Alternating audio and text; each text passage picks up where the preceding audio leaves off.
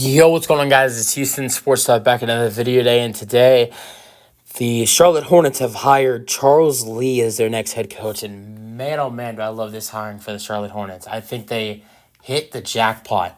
I actually this morning did a video right before this hiring was announced talking about J.J. Redick potentially being hired, and I thought he would have been a good candidate. I know he was someone that the Hornets liked, and I think if you look at guys like J.J. Redick and Charles Lee who don't have head coaching experience. And I think those are two really, really good fits for this Charlotte Hornets team. I think both would have done a really good job. But I think Charles Lee had a better background being an assistant for so many years. And honestly, I was shocked. I was mind blown that Charles Lee did not get a job last year. He did such a good job with the Milwaukee Bucks last year, and was a great, was a really good assistant for them, and was a top head coach candidate last year, and he didn't get a job. It was a surprise to a lot of people, I believe. And, honestly, I think the Bucks would have done better if they never hired Adrian Griffin, never fired him, never brought in Doc Rivers. If they just would have promoted Charles Lee, I think it honestly probably would have been better than Adrian Griffin or Doc Rivers did. I don't know if the Bucks would be as injured as they were in the postseason with Dame and Giannis, but at the same time, I think Charles Lee as a head coach would be better than Adrian Griffin or Doc Rivers, were. But I like Charles Lee. 4-year stint with Atlanta Hawks as an assistant coach, 5 seasons with the Milwaukee Bucks, where he definitely got a really good background, winning a championship there as an assistant as well. Then he joins the Boston Celtics this year as a top assistant for Boston. Left Milwaukee to go to Boston. He doesn't get that head coaching job, but that wasn't great for him, right? He doesn't get that head coaching job, but he goes to one of the best teams in the NBA. And I think that was a really smart decision on Lee's end because, honestly, I don't think it would have been great to stay with the Bucks because you got a new head coach in. I don't think teams would have been looking to hire an assistant who was on, a head coach, a recently hired head coach. I mean, look, I think teams would be more looking at hiring someone from Joe Mazzulla's staff than Doc Rivers or Adrian Griffin's staff because those are newly guys in that Milwaukee team. Well, Joe Mazzulla has been there in Boston for 2 years and has had success. So I think that was a really good decision on Charles and to go to Boston. That was a great fit for him, I believe. He has done a great job with Boston this past season. They had a 64-18 record as him being one of the top assistants. So and now you're going to see. Now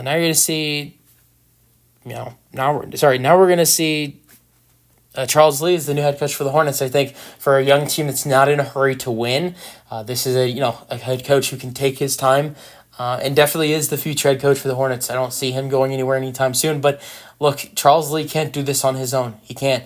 He needs some things to go his way, and I'm going to go over what those things need to be. He needs the draft lottery ball to go the Hornets' way on Sunday afternoon. He needs them to get that.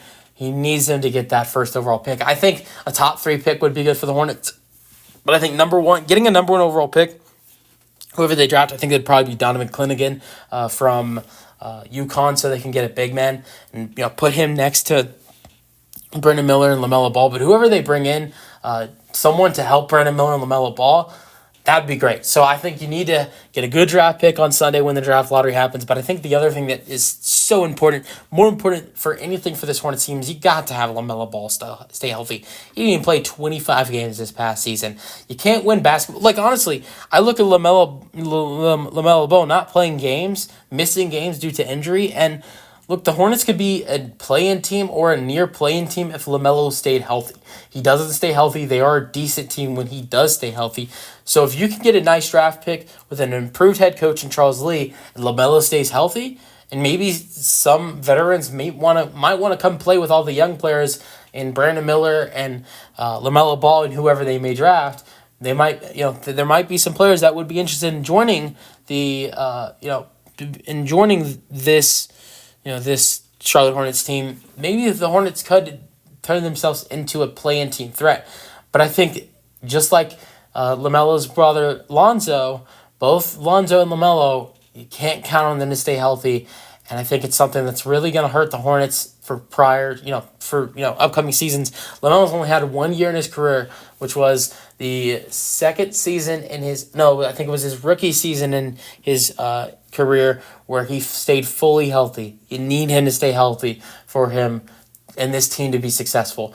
The 1 year he stayed healthy, they made it as the 10 seed into the play-in game. I know they didn't make it far into the play-in. I think they were like one game. I'm pretty sure they were 1 game away from the 8 seed, but if not, they were in that. I know they were in that 10-9 game.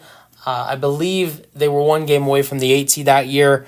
That's what showed with a healthy LaMelo Ball in his rookie year. Imagine how good LaMelo Ball could be, in his 4th or 5th year now, fully healthy. If he can stay fully healthy, this team might be good.